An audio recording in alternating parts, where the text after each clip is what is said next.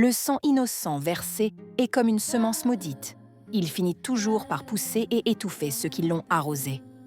On dit que la méchanceté est un boomerang. Mais que faire quand il revient frapper toute une lignée? C'est le récit d'une haine familiale qui a ouvert la porte à la mort en série. Un an sans sens. Notre sœur vient d'une famille très riche. Son père, cherchant un garçon, a épousé une deuxième femme alors que la première venait d'avoir des jumelles, notre narratrice et sa sœur. La tension était palpable. La première femme détestait la seconde et ses enfants.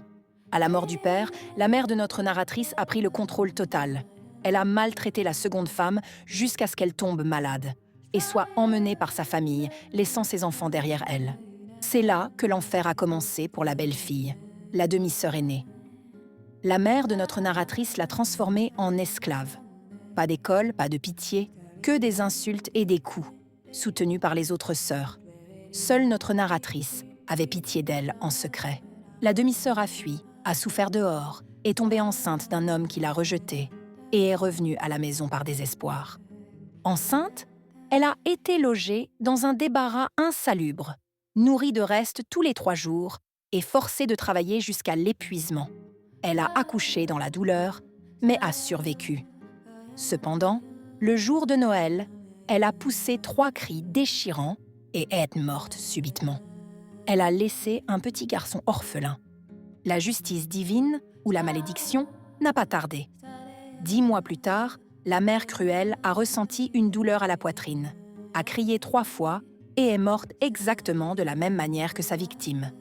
Puis, la sœur aînée, mariée et mère, est morte dans ses toilettes après avoir crié « Ma poitrine !»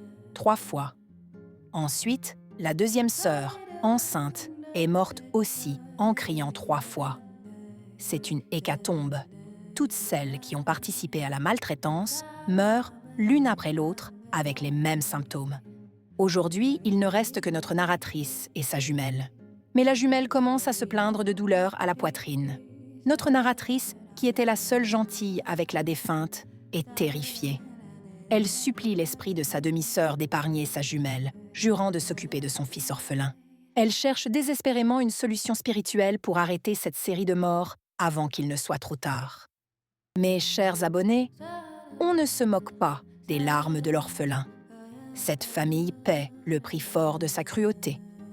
Dites-nous sincèrement en commentaire, existe-t-il un moyen d'apaiser l'esprit vengeur d'une femme morte de maltraitance? La jumelle, complice par son silence ou ses actes, peut-elle être sauvée ou son sort est-il scellé? Aidez-les, car la mort frappe à leur porte.